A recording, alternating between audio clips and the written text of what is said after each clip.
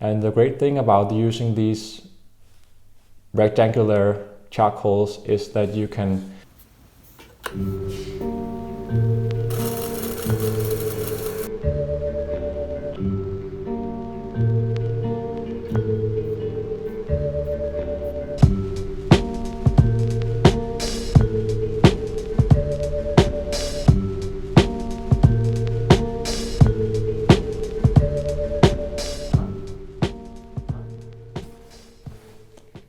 Hi everyone, welcome back to a new episode of It's Raining Let's Draw. Today's video is going to be super short.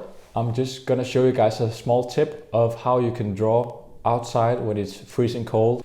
It's currently -3 degrees outside, but I really want to go outside and draw. So what do? What we're going to draw with today is this small piece of charcoal here. And the great thing about using these rectangular charcoals is that you can flip them on the side and then you can use them to make these broad strokes with, but you can also kind of angle them and then you can use the tip of the charcoal to draw these more fine lines. Also, the great thing is that you can have this large piece here of charcoal, which you can use to draw big surfaces with, but you can also snap these charcoals and then get the desired size that you want to draw with. Okay, so this is how they actually work on the paper.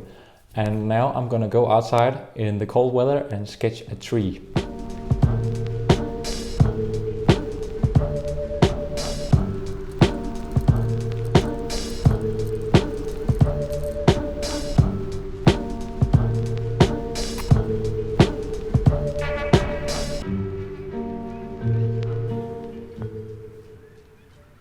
Okay, so as you can tell, I found a nice tree, which I'm really excited about.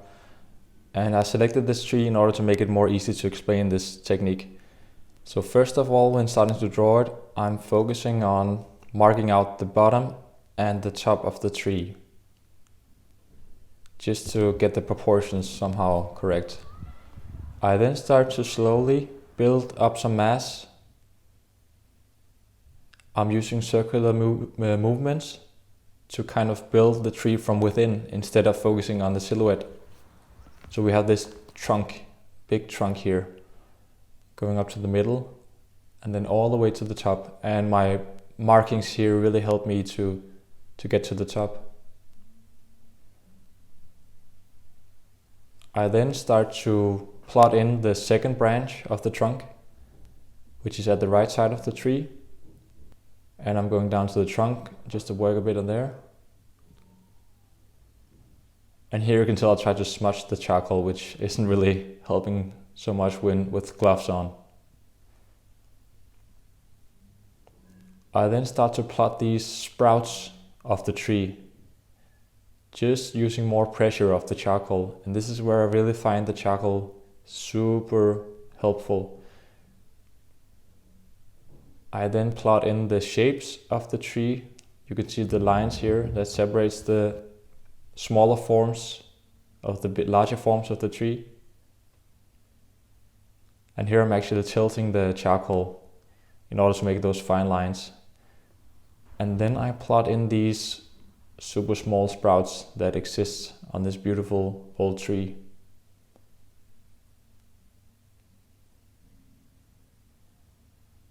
So now we have the trunk complete, actually. Then comes the fun part. I tilt the charcoal to be able to make these fine lines to create these branches, which are very characteristic of this tree. And if you're wondering how I draw these branches, I'm actually using the technique I kind of call blind drawing. Like I'm actually just trusting my eyes and drawing, looking at the branches and then just drawing on the paper. And if you're interested, there's a link here to this tutorial of how you can get better at trusting your eye. It's also a very super fun and easy way to draw, I think.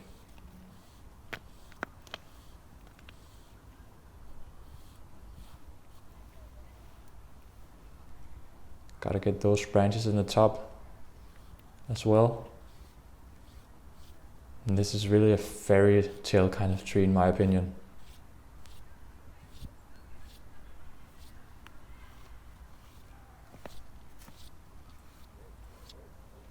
There we go. Finishing some details of the trunk.